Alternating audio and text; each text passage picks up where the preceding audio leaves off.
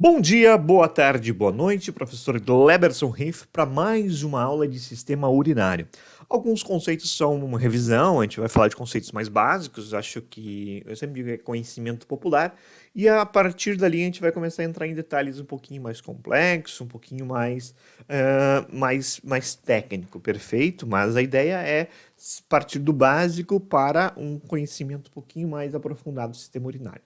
Primeira coisa que a gente tem que entender que é a definição, né, que vai constituir os órgãos responsáveis pela formação e pela eliminação da urina. Então, vai ser tanto pela formação quanto eliminação.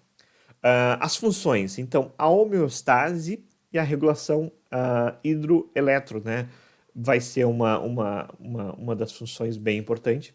Estimulação, né, estimula a formação de sangue, né, e a regulação da pressão arterial. Aqui é um bem complexo, daria quase uma aula específica. Tem aulas aí no YouTube específica só da função da regulação da pressão.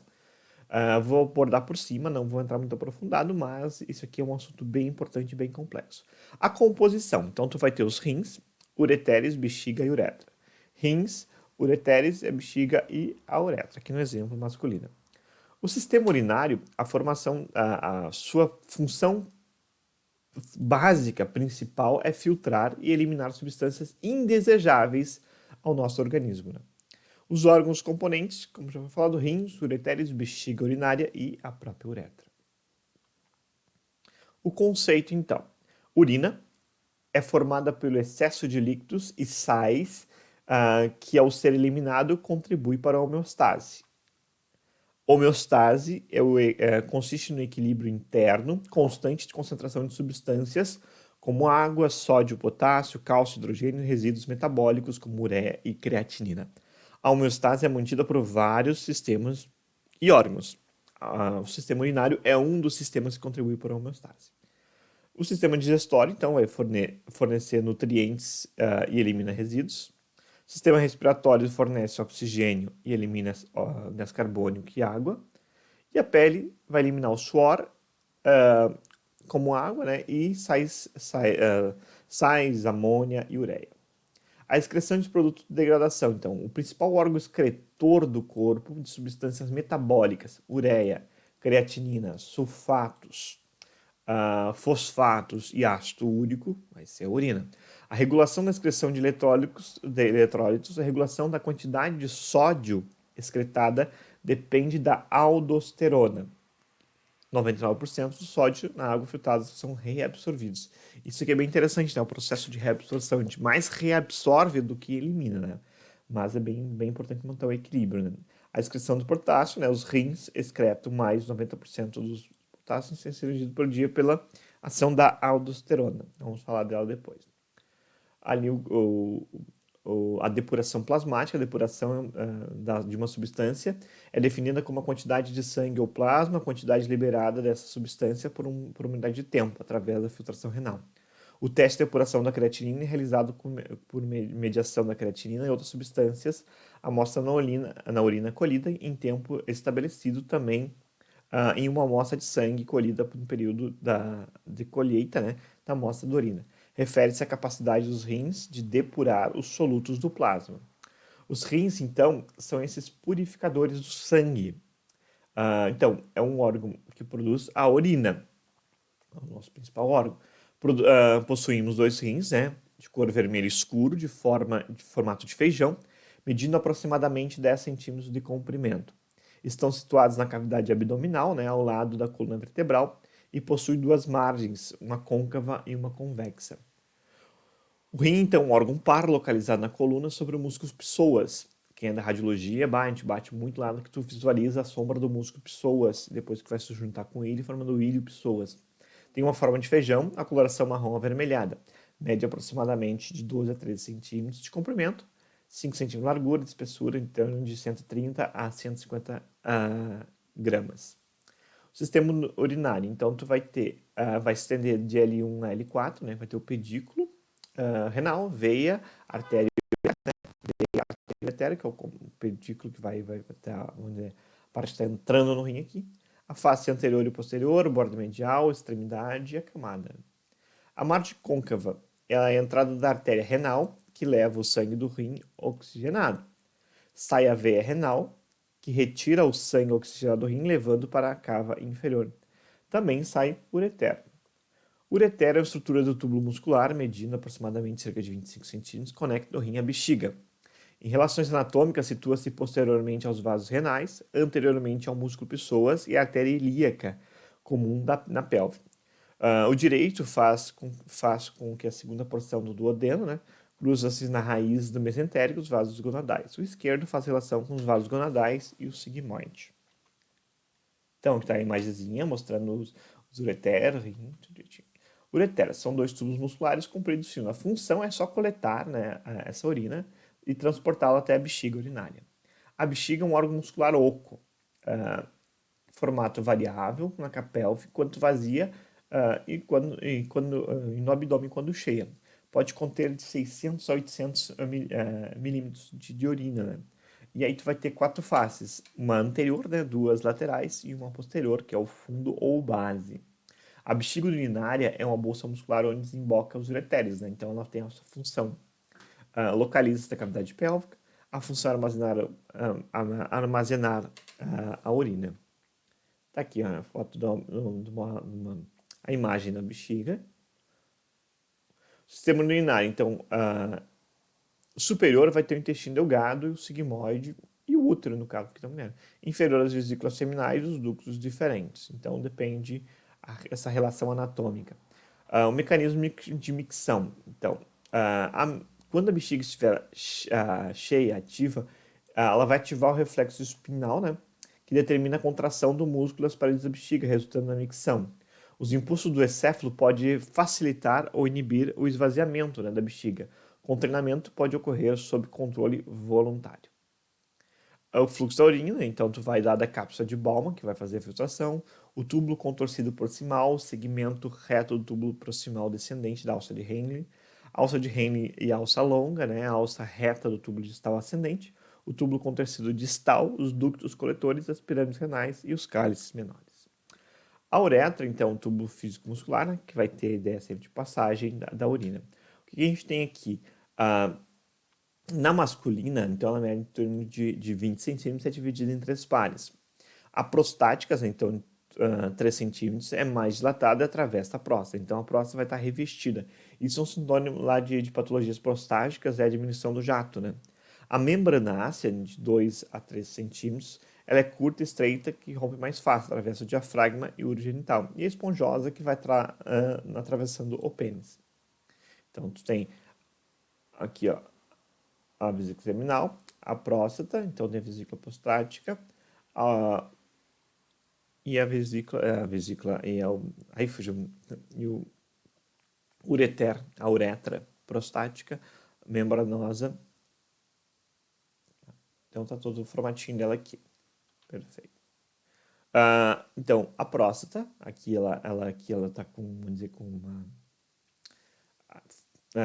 vamos dizer, aumentada, então é uma patologia comum para o homem, né, especialmente, né, por causa do envelhecimento, então ela está muito próxima. Então, um dos problemas que o paciente vai te relatar se tem problema de próstata vai estar uma diminuição do jato, porque se ela ficar uma hiperplasia prostática, ela aumentar de tamanho, ela vai obstruir a uretra prostática. Perfeito? Está aí a próstata. Sistema urinário ali feminino, né, mede cerca de 4 centímetros, é bem menor. Isso é uma das características porque a mulher tem tanta infecção urinária, né? Que a gente vai falar lá de cistite, né? Entre os pequenos lábios, a frente da vagina, abaixo do clitóris. Estruturas mucosas, o ósseo pequeno, as glândulas uretrais. O muscular não tem parte inferior da uretra. Então, ela é bem mais curta e reta. Por isso que a mulher tem o caminho é menor, né? Para uma bactéria passar tudo aqui e chegar na bexiga e aí ter a cistite. Bem menor o caminho, mais fácil. A uretra é um tubo muscular que conduz a urina. Então, a uretra feminina só conduz, né, a urina. A uretra masculina conduz a urina e o esperma, né? E como diz o professor Otávio, né, sabia que pessoas adultas chegam a eliminar de 1,5 litro de urina por dia. Formação da urina, né, formado no interior dos néfros, né, os tubos curtos, Internamente, cada néfron possui cada rim possui 1 milhão de néfrons. Cada néfron apresenta duas partes principais, né? A cápsula glomerular e os tubos renais. A urina se forma nos néfrons, basicamente em duas etapas: filtração glomerular e reabsorção renal.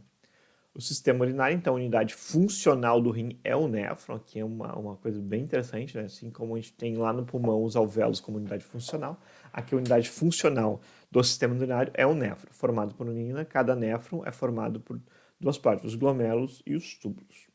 A filtração glomerular ocorre na cápsula glomerular, que consiste no extravasamento de parte do plasma sanguíneo para um glomérulo renal e para essa cápsula glomerular. Esse líquido extravasando é chamado de filtrado. Então, aqui não é a urina ainda, é a parte que o plasma, se, vamos dizer, pela própria pressão, ele extravasa e vai extravasar e vai ser reabsorvido. Então, não é urina ainda, é filtrado. Filtrado contém substâncias úteis ao organismo, que vai ser água, glicose, vitaminas, aminoácidos e sais, por isso que ele não é urina, né? Urina é só o que não. E as substâncias tóxicas, que vai ser a ureia e ácido úrico. A cápsula de glomérulo, o filtrado passa para os tubos renais. A reabsorção começa a acontecer um processo de reabsorção. É um processo que ocorre nos tubos renais, onde há um retorno do sangue de substâncias úteis para o organismo presente no filtrado. Essas substâncias úteis são retiradas do filtrado pelas células de tubos renais. Depois passam por os vasos capilares sanguíneos até se envolvem os tubos renais. As substâncias tóxicas e residuais, como ureia, ácido úrico em excesso e sais minerais, em pouco de água, permanecem nos tubos renais, formando a urina. A principal excreta humana é a ureia. Ureia forma-se principalmente no fígado, sendo filtrada pelos rins e eliminada pela urina e suor. Então, a gente quer eliminar coisas que não nos úteis mais. Resumindo, então, vai ter aqui. A urina ela é formada nos rins. A urina sai dos rins, passando pelos ureteres, a urina armazena temporariamente na bexiga urinária e, por último, a urina é expelida através da uretra. Está aí todo o caminho. Em algumas pessoas, o trabalho de purificação do sangue é realizado pelos rins deficiente, por isso elas precisam submeter periodicamente a um processo chamado de hemodiálise. Assim, o sangue vai sendo retirado e purificado num aparelho com o rim artificial. Depois, esse aparelho retira os resíduos de sangue, né? E ele vai devido limpo para o indivíduo. O esquema do reservatório do circuito hemodiálise: o sangue é retirado do paciente por um acesso venoso, né? Impulsionado para uma bomba até um filtro, sendo que envolvido a mais. Então, esse é o processo de purificação quando o rim falha. A retenção urinária, o que acontece? A retenção urinária é a incapacidade de esvaziar por completo a bexiga durante as tentativas de urinar. Então, se ela é temporariamente, no momento que tu não elimina, tu vai ter um problema. A retenção urinária pode resultar de diabetes, hipertrofia da próstata, patologia uretral, infecção, tumor, cálculo, trauma, lesões pélvicas, gestação, distúrbios neurológicos, acidente vascular cerebral, lesão raquimedular, esclerose múltipla. A incontinência, o contrário, a incontinência urinar é a perda involuntária ou descontrolada da urina por parte da bexiga. Tipos de incontinência: você vai ter incontinência por estresse, né, a perda involuntária através da uretra íntegra, né, que consequentemente no súbito aumenta a pressão intraabdominal, um espirro, uma tosse, uma mudança de posição. Por urgência, né, a perda involuntária da urina associada a uma urgência. Então, o paciente tem consciência que é a necessidade de urinar, mas é incapaz de chegar ao banheiro. E aí, acontece. A incontinência reflexa é a perda da urina devido à hiperreflexia ou relaxamento uretral involuntário, a ausência de sensações normais, geralmente associada à micção. A incontinência do refluxo vésico, né, a perda involuntária de urina associada à distensão excessiva da bexiga. Infecção do trato urinário, né, a pielonefrite crônica, são sinais e sintomas perceptíveis, pode incluir fadiga, cefaleia, apetite deficiente, sede excessiva e perda de peso. A cistite, né, a cistite é uma doença ocasionalmente por infecção e inflamação da bexiga, é causada por uma bactéria, né, geralmente a Escherichia coli, né. Estão postos a cistite homens, e mulheres e crianças, né. As mulheres são vítimas mais frequentes decorrentes das características anatômicas femininas, pois o canal urinário, né, a uretra é bem mais curto, né, e próximo do ânus, onde se encontra a bactéria, assim sendo que ela penetra com maior facilidade a vagina, atingindo a uretra, a bexiga, os lugares princípios onde pode se multiplicar, né, enquanto um lugar quente e úmido vai se multiplicar. Pode causar também pelo atrito do pênis na uretra durante o sexo. Perfeito, pessoal?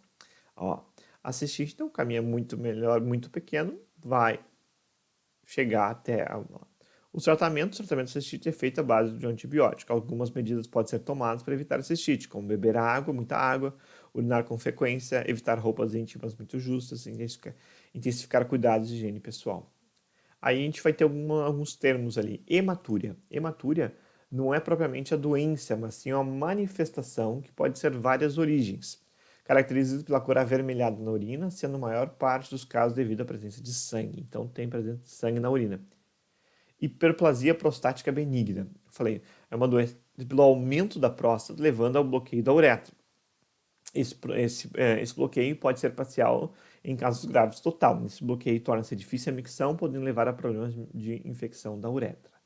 Insuficiência renal aguda, né? A IRA, que a gente chama, né? Insuficiência renal aguda.